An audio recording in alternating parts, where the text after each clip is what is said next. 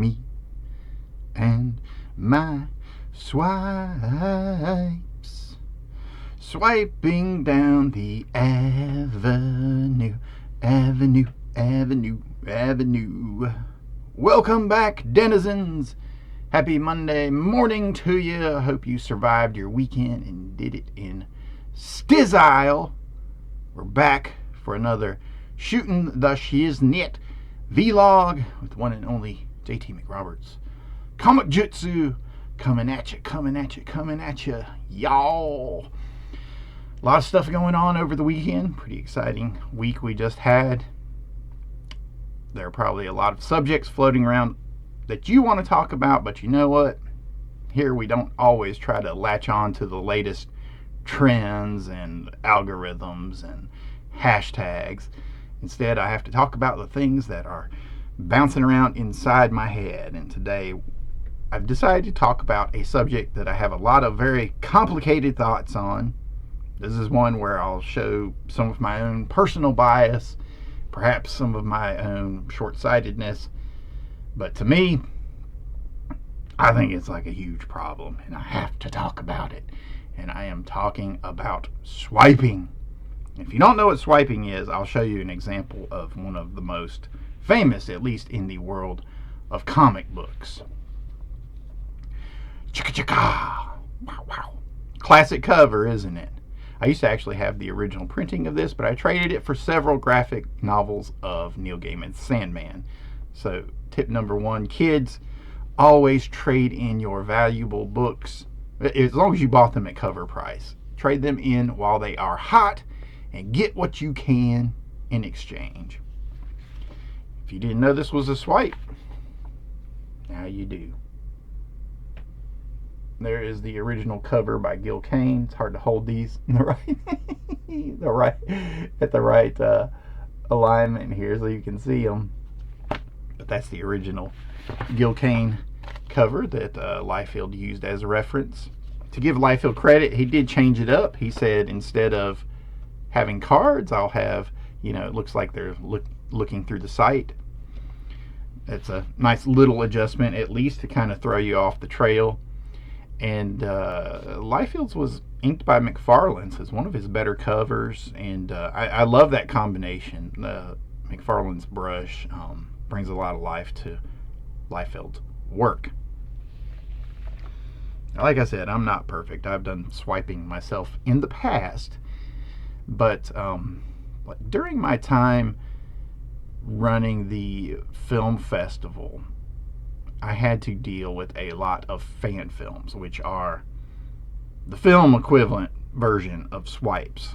So every year it was, here's my Star Wars fan film, check out this Star Trek fan film, look at this Friday the 13th fan film, this is our Halloween fan film, this is Michael Myers meets Jason Voorhees meets Leatherface fan film, and over and over and over again. And I would watch them and then usually reject it right away.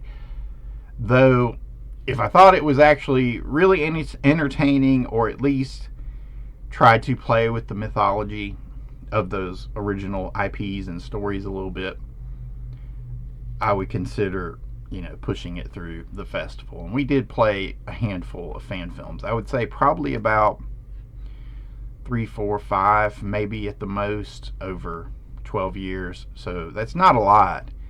And at the most, it was one a year. There was only one that popped up every year. And I'll tell you, I don't know what to say. Fans, in general, they don't give a crap about if somebody is stealing ideas and putting it on the screen. They're like, ooh, hey, Friday the 13th fan film. Let's see that. It's what appeals to them. I don't quite understand it. Personally, I prefer to seek out originals. That's why I was always thrilled to see somebody create their own slasher type film with a full slasher backstory. Like, say, for example, my slasher, which you can see right here behind me. I haven't talked too much about all this, but this is Sawbones. He's my slasher from Scarecrow at Midnight. And you see this whenever I lay books out. I use this as my backdrop because it has all of my original characters. And they are indeed my original characters, created in conjunction with my partners with Mutantville. So thank you guys for all your great work in helping bring those things to life. But fans in general, it's very hard to get them to like something original. Like, they might complain and say, oh, Hollywood never releases anything original. But then when it comes time to actually put their money where their mouth is, it's hard to get them to support something new. And, this goes back to what we were talking about in my last vlog, is the onus is on you as the creator. Like, just because it's original doesn't mean people should have to support it. It does not. You have to catch their attention in some way. It has to, whether it's the design, whether it's the look, whether it's the name, whether it's the actual story, or, or if you can get people wrapped into your backstory, which is part of why we do all this YouTube, and social media nonsense. You try to get people interested in what you're doing from various directions. Just by me talking here, hopefully, people will say, well, hey, let's see if this guy knows anything, can create anything that's worth a damn. Let's check out some of his work. Or they'll say, you know what, he talks a lot of sense. Let me see what he's doing. But anyway, so you got to do everything you can. And if you can't do it with the actual look or the name or the design, you have to figure out some other way. You can't pay people to buy your stuff. That doesn't quite work. Though I'm sure there are some companies out there that have tried that stuff. I'm not immune to swiping, mind you. I've done some swiping. I'm going to show you an example or two here in a minute. But one of the first big arguments that we had in Mutantville when we were working on films and all this, it was over the past 10, 20 years or so, was when the guys decided that they wanted to do a Star Wars fan film. And that was really kind of the impetus for, I always mix that word up, the impetus for what became C for Chaos, because I thought, well, why are we casting, why are we getting people to come from all across the state to make this thing we can't make any money off of, we can't do anything with other than make it and post it online.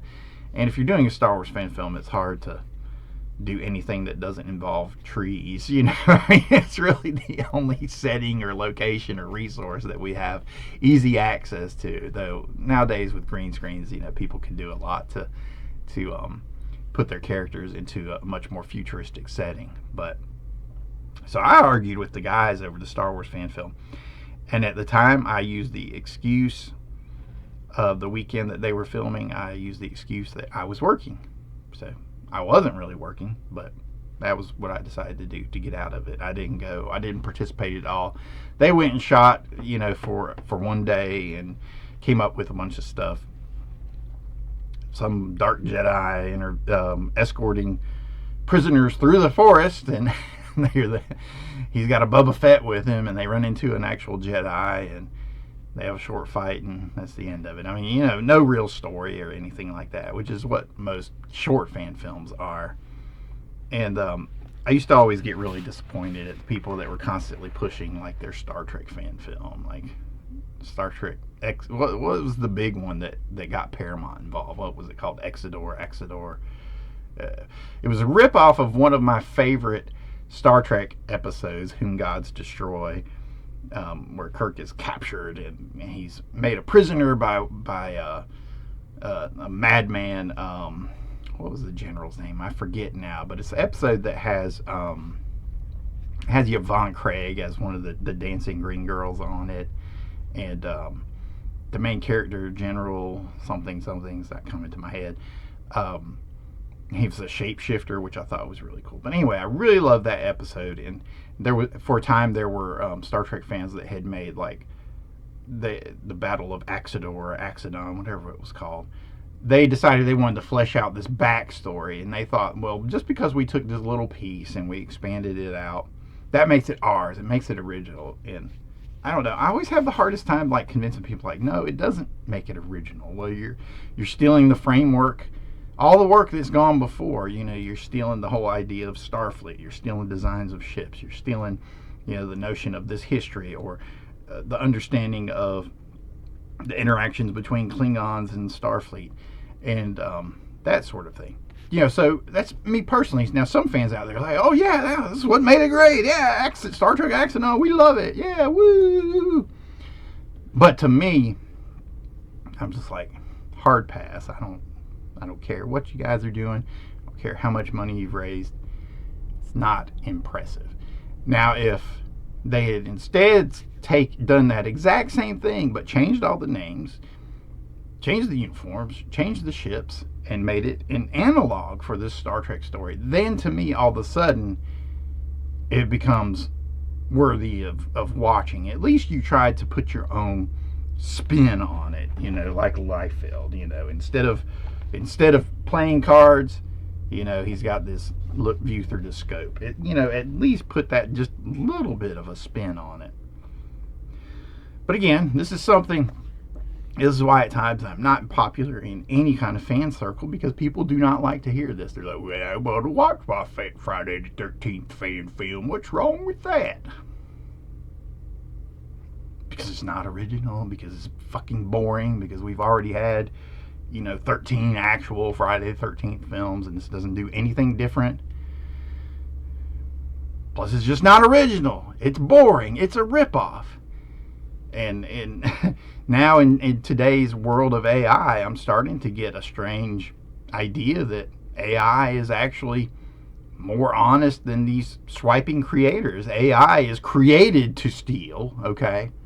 But we, as creative individuals, have the decision. We have the choice. We can say, I'm going to steal that. I love that so much, I'm just going to steal it. Star Wars, Jedi, Star Trek, Superman, Batman, Jason Voorhees, I just love this property so much that the only way I can pay respects to it is I'm just going to outright steal it. And just do the exact same thing that you've seen on screen. Not nearly as well. I don't know why people do this. I guess they think it's kind of the equivalent of creative clickbaiting, where they think, oh well, if I just steal this idea, I'll just use Jason Voorhees instead and call it Friday the 13th, or just call it Camp Blood or something to that effect. It's linked to the backstory of Jason Voorhees. That's easier to get people interested than in actually trying to go the hard road and create something original that people don't want to see. Than to actually try to put something out there, try to catch people's attention with it. What do all these morals get me? I don't know. They don't get me anything. I can sleep at night. That's about it. I can hold my head up and go, well, at least I'm not a fucking swiper. At least I'm not a thief. At least I try to be creative, So like I said, I have swiped in the past. But anyway, I avoided the fan film by lying and saying I was working. So I didn't do the Star Wars thing. And then year after year, I would get these Star Wars fan films. And some of them, they were just inane. I mean, they would be like 90 seconds long, and it would be, somebody putting on a Boba Fett helmet and then running and shooting stormtroopers, and you're just like, that's it. I mean, there's no story, there's no dialogue, no nothing. It's just like, you're just thrilled because you got a hold of a Boba Fett costume, which you probably just bought. People are wearing stormtrooper costumes that they probably just bought. I mean, so the creativity in this is almost nil. It's non-existent. You bought something, everything was creative for you. None of it was original. None of it's mixed and matched or presented in any sort of original fashion whatsoever. Here you are. And that's why I'm not popular. But you know what? I don't give a crap. That's right. You have to be able to live with yourself. And as a creative individual, that's what I try to do. Now, like I said, I'm going to go through this, and I'm not perfect. I'm not AI. AI was at least created to steal. It knows what it is. Its job is to steal, swipe everything. But we, as creative individuals, we have that choice, and we make that choice. Some of you make that choice. So you say, you know what, I love that so much, I'm just going to swipe it. I'm just going to steal it. Man, I don't get it. So I try to confine my proselytizing to here, to the channel. That's why, how to win friends and influence people. How to make friends and influence people. The Comic-Jutsu way. Swipe that from Lenny Bruce, in case you don't know. But in the comic scene, really, honestly, it was just born off swiping. I mean, comics were born from swiping. There's an old quote. I know when I was originally reading Jack Kirby and Will Eisner and searching for what influenced them, one of the things they used to say, somebody said, it's a misquote, and and I can't remember exactly who said it, but it was like, when such and such artist dies, it puts 20 people out of business. Because at the time, in the early days of comics, the guys would just clone, they would copy whoever the popular artist was. Or like Bob Kane and Dick Sprang, those guys working on Batman, people would draw in that style. You would have different artists, but they were faking the style of Bob Kane or whomever was drawing. And, they wanted to look like that. Or like, for example, Jack Kirby on Fantastic Four, when they brought John Buscema in, he had to draw like Buscema, but Romita, he had to draw like Kirby on Fantastic Four, or when he was doing Spider-Man, he had to kind of draw like Steve Ditko, and he didn't have a chance to really express himself in a unique way on those particular books. But it's easier to steal than to come up with something original, It's a complicated subject. It really is. Comic swiping, but I feel like AI is more honest at this point than comic swipers. I've done it myself, so I'm going to show you a piece where I did it. Hopefully you'll recognize this. So this is a page from my Hero of Heroes comic book. It's one of the first comic that I completed in all the penciling for. Made a lot of mistakes, which is why it's not finished, and at the time I had no idea how to ink it, which is why you don't see any inks on it. But here I swiped the image for The Dark Knight Returns, okay? I swiped it, and you can see I've got Pai Mei down here. Now, Pai Mei is a public historical figure, and I was using him, this was 5 years before Kill Bill. I'm an old school black belt theater kung fu head, so I love those kind of characters, and I thought, what, he's a great character, let's use him. I'm sure somebody out there will swipe this idea, but like I said, I swiped him too. But I just swiped that one image, and then they go into their own little fight sequence, so none of this is swiped, okay? But then the next page shows, well, it's supposed to show, and the dialogue would have shown, that it's all on a TV show that they're watching, that this is a story in their world. Okay, if I can get this position where you can see it. Here you can see the cat sitting over the little monitor that they're watching. Oh, God, I'm moving all over the place. You can see the cat. He's batting at the screen. You can batting at the screen. You can see my Batman analog character there on screen. And this is actually a TV program they're watching in their world. So the idea was that this idea space that we have connected from our world and our stories is a form of entertainment in their world as well. So there was like a story element behind it. Okay, so in my mind, I had justified it. Look, I love this little picture right here of Pai Mei doing his leap through the air, and you can see the leaves behind him. And that particular panel always made me happy, to give the notion that he was floating lightly like a leaf. So anyway, I take this with my portfolio, and I go to Heroes Con like I always do. And I get to Cully Hammer, and he just goes, "Stop. Don't do this. Don't ever do this. Don't steal from other artists like this." And he was pissed at me.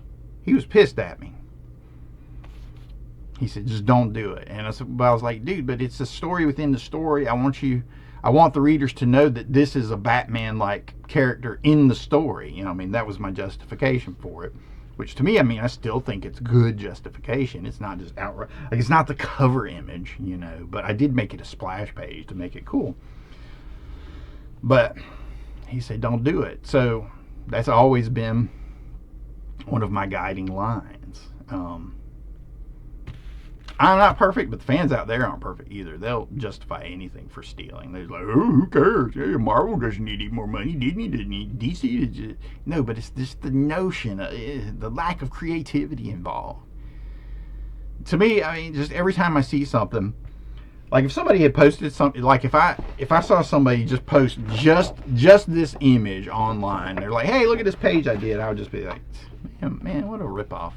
Out of context, no understanding of, okay, why is it a swipe? Is it justified in any way whatsoever? If it's just that swiped image, I would just be, whatever. And I would actually be tempted to get on my keyboard and clack. Stop stealing, you numbskull. Do something original. This is not impressive. But I just try to keep scrolling. Move on past it. And unfortunately, like one of my favorite YouTube comic book channels, which I won't name because they don't sponsor me. They won't ever respond to me, and I'm sure they'll never review any book that I ever do. Though I'm a big fan. They just swipe shamelessly. And they promote swiping shamelessly. They call it sampling. And I'm just like, okay, well, in rap, a lot of those samplers wound up paying off a lot of money because of all the intellectual property that they stole. So keep that in mind. But, it's not a hill that I want to die on, but I thought it would make for a fun vlog, right? I mean, I don't know. Some people say make more comics, but then they want you to make more of these jobber comics. To me, that's straight up jobber comics. Lack of creativity, stolen ideas, stolen compositions, stolen poses, stolen characters. It's just straight up jobber BS, man. I'm just not impressed by it. Not impressed by it at all. Okay, so another instance where I had to fight swiping in my group. Mutisha the movie goddess. Okay, you always see Mutisha. I haven't talked about her much on this channel. Mutisha the movie goddess, hostess of the movie morgue. Okay, obviously a horror hostess, horror host type character. Okay, that hosts these public domain horror and science fiction films and whatnot that we created at Mutantville. The creation of Mutisha was very difficult because the entire time some of my partners just wanted to recreate Vampira and Elvira. Okay, here you go. There's Vampira. There's Elvira. So my partners, no, Mutisha needs to be in black, like Elvira. No, Mutisha needs to be in a dungeon, like Elvira. So I tried to change. I wanted her in red. I wanted her in a futuristic setting, like she's on the Mutantville mothership, a UFO, okay? That sort of thing. To at least just change that. And I had to fight tooth and nail. I mean, they literally wanted, I'm saying they, but it was one person, literally just wanted to do Elvira with our Elvira. Now, when I met Elvira and I talked to her about Mutisha, she gave me this look like she couldn't believe it. She was incredulous, and she was disgusted, and she didn't want to hear it. She was very nice, though, don't get me wrong. But I was just like, oh, I'm a big fan. We created this horror host, this character, as an homage to you and horror host of the past and that sort of thing. And she was like, I forget exactly what she said, but she was really nice to me during the whole thing. But I could tell that she wasn't impressed, and she was kind of annoyed by it. And it seemed like in her head, like the wheels were running, like, oh no, now I've got more competition. And I'll tell you what, Mutisha, absolutely gorgeous woman, and it was a fun character. We had a lot of fun with it. But so that was how I justified. Now you might say the idea of a horror host is a swipe, but there are a countless number of them. Okay, so the notion of the horror host itself is kind of is common ground. It's open for everyone to work with. Okay, and how one does it is the devil is in the details. It's all up to you as to how you present it to the world. Okay, so I figure for the rest of this, I'll just scroll through a few swipes here for you.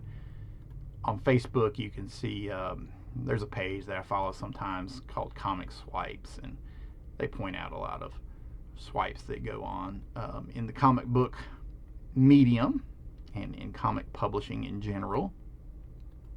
So the entire medium is just built on stealing ideas. But the reason I say it's so complicated is because, you know, is the notion itself of a superhero putting on types, is that a complete ripoff of the Phantom? Is Batman a ripoff of the Shadow? Is everyone that wears dark and a cape and, you know, drives around in a car and is a billionaire with an organization behind them to help them fight crime? Is that a swipe? Is that very idea a swipe? Because otherwise you start to narrow it down, and then you go like, oh, there are only like 13 heroes of which we can tell stories about, and all the rest of them are variations and swipes. You know, we go from Superman to Shazam, aka Captain Marvel, to Marvel Man, aka Miracle Man, and so on and so forth, to Supreme, all the way down the line. Okay. Comics history itself is built upon swipes. So what can you do? What can you do? So ultimately, I think what it comes down to is just the golden rule, which is he who has the gold makes the rules. So it's like, if you can get away with it and you can make millions of dollars off of it, like Rob Liefeld did, or like Todd McFarlane did, or like other of my favorite YouTube creators might be doing, then so what? Then screw everybody who thinks like I do, who thinks that, like, you know, maybe we should have done something more original. But when it comes to my control over my feed and what I hit that little like button on, this is one that doesn't bother me so much. Miller's swipe of, at least there's like a little bit of a change of details. Plus, it's like a jump across mediums to where you can say this is homage. It's like, you know, if you can go from an album cover to a comic book cover, you change up the details. He at least changed hands, okay, or the come hither hand there, from Sinatra's to Logan's. You know, at least it makes it just a little bit original, and it becomes more of an homage, okay? But it's just like the outright swipes that are shameless are the ones that really, really bother me.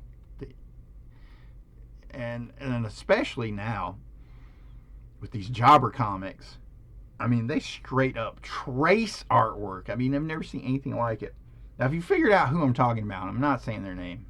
I'm a fan, again, okay? That's why you won't see any kind of, you won't see any tagging or, you know, or anything. I'm not trying to call anybody out. I am just expressing my goddamn opinion, okay? That is all about me as an artist, the person who creates and lives and breathes this stuff every single day, and how I sleep at night, okay? And the disappointment that I have with some creators out there, the disappointment and disgust that I have with the fan base in general. But again, it goes back to nobody owes you any kind of patronage. They don't have to buy my books just because it exists or just because I say it's original. They don't have to, you know, nothing. They don't owe me anything. It all comes down to the golden rule. He who has the gold makes the rules. So if you can steal and get away with it, and you can still sleep at night with yourself and not hate yourself, then okay. But when it comes across my feed, I'm probably going to pass it and say, you know what? I don't give a crap. I'm not impressed. And if you want to draw me into a debate about it, we can debate about it. But like I said, I'm not perfect. I've done my own swipes in the past. You might consider it, well, you just said you made a horror hostess. That's a ripoff. Well, no, it's not an exact ripoff. Like I said, I tried to change it, so it's not an exact ripoff. Okay. And we can't make archetypes, you know, something that none of us can approach, you know, or as kids like to call them nowadays, the tropes. There's so many tropes in this. Here's the trope of a good guy and a bad guy. Oh, there's a trope of a door. Oh, there's a trope of people with fingers. Everybody in this has fingers. Oh, but anyway, that's me making fun of people who think they know something when they really don't. Now that's a darn reference photo, Marie Severin reference photo. That's an homage. That's an homage. That's Jeff Darrow homaging Marie Severin. That's not a swipe at all. See, to me, that's a good swipe. That's an homage, okay? If you can jump across mediums, that's where I'm pretty much okay with it. switch it up some so it's not the exact same, so that when people look at it, they don't even know that that's what they're looking at. You really have to have some deep comic book esoteric knowledge to know that was Marie Severin. There's somebody swiping another Dark Knight image, and that's Marvel doing it. I mean, what a freaking ripoff. But anyway, there's a lot of artistic thieves out there, and they're making AI more honest than they are. Who knew? So, what's the moral of today's story?